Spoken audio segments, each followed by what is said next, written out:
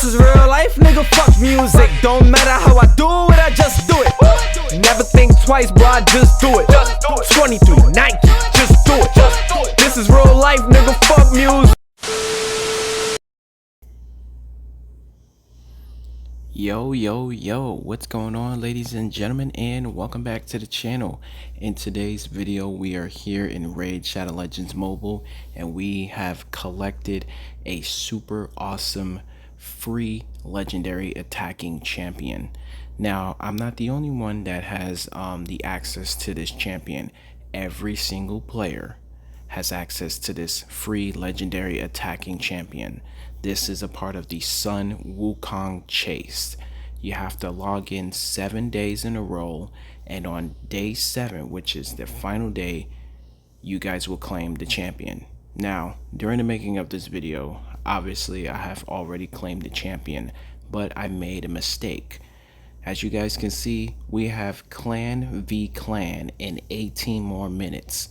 This is the time that I should have collected my Sun Wukong.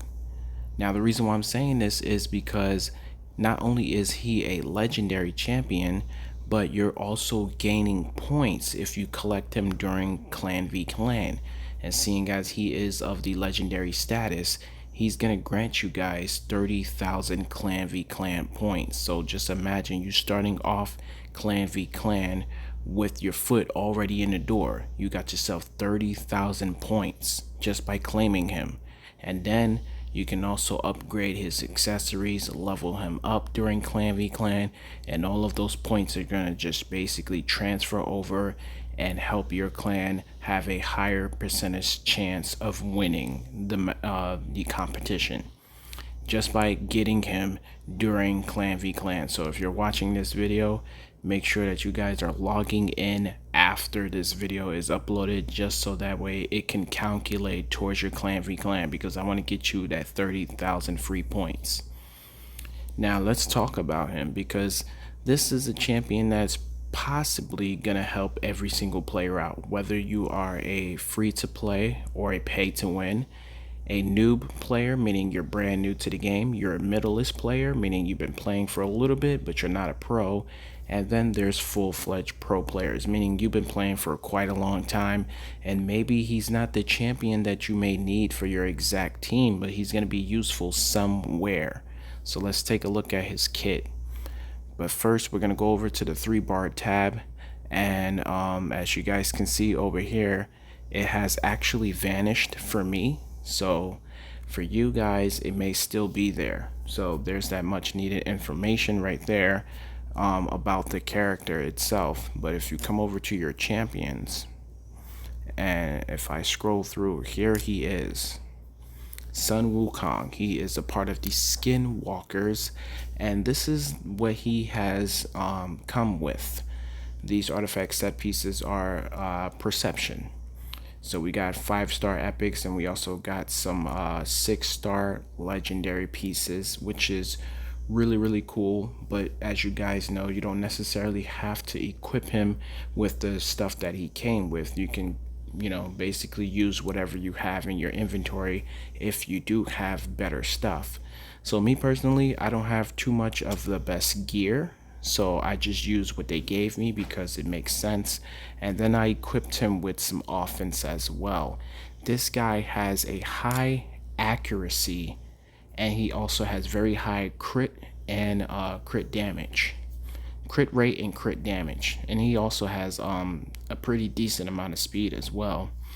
But they also kept him very balanced with the artifact set pieces. I'm noticing that he has a great number of defense as opposed to his attacking as well. So here's his official statistics for my Sun Wukong. Obviously yours is going to be a little bit different. It might be way better than mine because, you know, you have better pieces and you possibly leveled him up. As you guys can tell, I don't have a lot of silver, so I can't really instantly max out every artifact set piece. But as time progresses, I will eventually you know, fully get those things upgraded and possibly ascended as well. And then of course we're gonna have to level him up, get him some books. We're gonna have to run him through Minotaur as well. And I want to know in the comment section what would be the best way to build this guy up in the Minotaur when it comes down to it. Are we gonna go offense and support tree, or are we gonna go just offense and defense? Let me know in the comment section, because I want to know what is going to be the best way to utilize this guy. Now, me personally, I would love to team him up with the likings of Rhonda right now from my campaign, because they are destroying my Ultimate Death Knight. I'm doing nightmare levels, and Ultimate Death Knight, he's being taken out of the equation. And once he's taken out of the equation, your support system is gone, which leaves Rhonda open to being attacked by every single enemy. So that kind of hurts. I do have Rhonda with lifesteal. She's doing as much nuking capabilities as possible, but at the end of the day, she cannot pull it off just by herself. You need at least 2 champions to be able to successfully win the campaign. Now, I know a lot of people are probably going to say, well, you just don't use 4 champions, it'll be way better. But the thing here is this: I'm trying to finish up with the best amount of stars. So in order for me to complete Nightmare, I have to, win using only 2 champions. So if I want the 3 stars on each level, I got to use 2 champions. Let's go back to Sun Wukong real quick.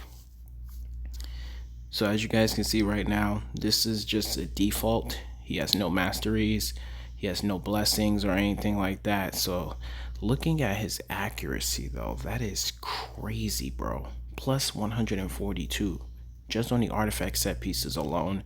And then the infinity gives him an extra 10. So that's really good. His crit damage went up 20%, and his crit rate went up 51%. So that is a lot. He has plus 32 in speed, which is pretty good, but his defense and his attack is what's really just, bringing it all together. We got a total of 1,000 on the attack. So once I, get more silver and max these things out, his attack should be up a whole lot more. But look at the amount of HP I have on him. So let's see how long can he last, in certain battles and stuff like that. Now, he's missing a ring. I have one here, but it's not the best. As you guys can see, this is a 4-star uncommon ring. It's an attack ring, but it also gives me some defense as well. And if we were to just spin a little bit and upgrade this ring, we can give it to him for now until we get something better. But as you guys can see, they didn't really give us more attack. They gave us more defense and a little bit of HP. We can also increase that. There we go. We got max right there. Max defense on that. So now looking at it here, this is the official stats of the ring. It's giving us 85 attack, 23 defense, and 275 in HP. I'm going to equip it, and I'm just going to take it as it is. There we go. So now his power is over 10,000 as a level 1. So if we manage to get him all the way up to level 5, if we can ascend him, that'd be really, really cool. So let's go over to the tavern and let's see what we have waiting in here.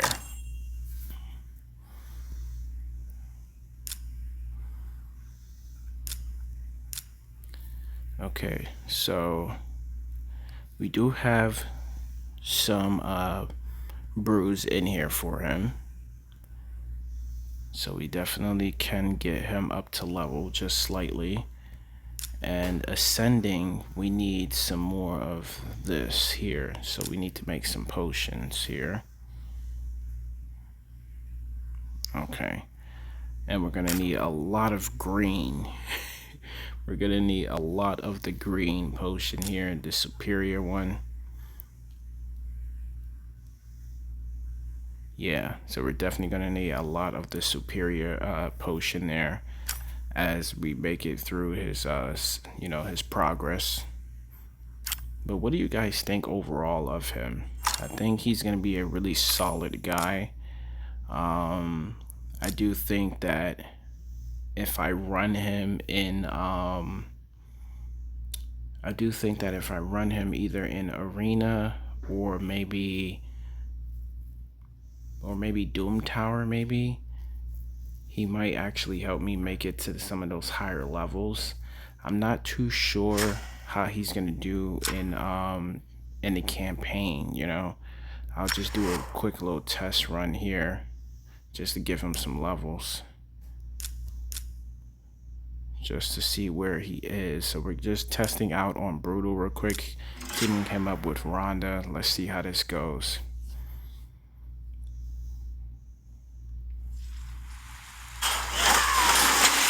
So Rhonda's just pretty much going to nuke on this level. Ooh.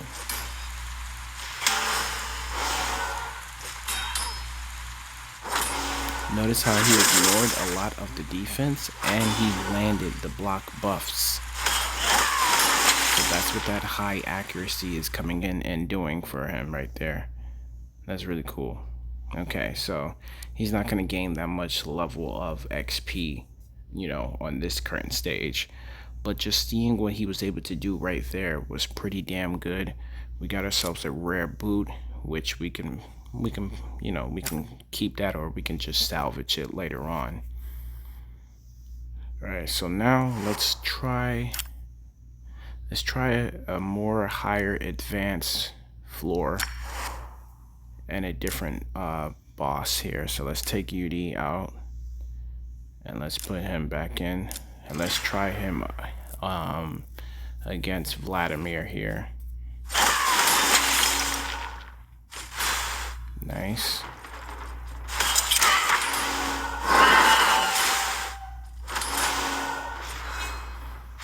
I just love the little aesthetics, the sound effects. Oh look, his sheep ability. That was so cool. So that's an attack, by the way. It's not a passive. Okay, Rhonda's just kind of finish him off. See, you go to a higher and you know, like a stronger boss, he's gonna definitely show you his true worth. That was really cool. I love that attack, turning someone into a sheep for one turn, and he's ignoring 50% of your defense. He's going to also steal buffs and then place a block buffs to buffer on the enemy. So he's going to steal from them, he's going to take it, and then he's going to dish out a blocking so that way they can't counterattack the stealing. And he's gonna ignore defense. Like, it's crazy. And also, it does list in his it does list over here when you guys go to his abilities. It does list that he is dishing out surplus damage as well. So take a look at his A1 here, the gotcha. He is landing a stun ability, and the chances increases to 50% if the target has any current buffs. A2, he's coming in with the Staff of Wonder. He attacks one enemy, will ignore 50% of the target's defense, and will attack all remaining enemies with any surplus damage if the target is killed. So this is, you know, basically where your books are going to come into play, because you really want him to be able to land that ability. You want him to be able to nuke on the first attack, so that way he can dish out the surplus damage to the rest of the enemy's team. But it also mentions that this cannot be critical. It also says here that if the initial target survives, he places a sheep debuff on them for one turn. This debuff cannot be blocked. So as you witnessed, the enemy that I attacked, they managed to survive when I used this ability, and using that ability activated the sheep attack. So that was really, really cool. Coming in with the A3, he's attacking all enemies, but before attacking, he steals all buffs from all enemies, then places a block buffs on them for 2 turns. And if he's ascended to, you know, level 3, this is where his passive ability comes in. And this is the passive ability that I'm pretty sure that I'm not correctly understanding, but it says here, revives this champion with 100% HP and 100% turn meter 3 turns after they were killed. So this is kind of like an unkillable buff, but he can be killed. That's the point that I'm trying to make. He can be killed, but then he can instantly be brought back. Now, I don't know how long the wait period is. So let's say if you're doing like a high level of Doom Tower, or you're doing like, you know, one of those spider enemies and stuff like that, being able to bring him back and to continuously keep coming back from the dead with 100% turn meter, 100% HP, that's pretty OP in my honest opinion. What do you guys think of him so far? Let me know in the comment section. Hey yo, what the fuck? That was totally wicked! No matter how I do it, I just tryna make my mama proud of me. I hope my mama proud of me, cause I dumped college just so I could focus on a dream. I know my mama died of me, salute me, nasty down with me. Now 2 bros going back and forth, sibling rivalry. This guy gotta be, do numbers like the lottery. The coldest every winter, every summer, nothing hot as me. And if I spring up, bet my nigga on the side of me, ready for a war.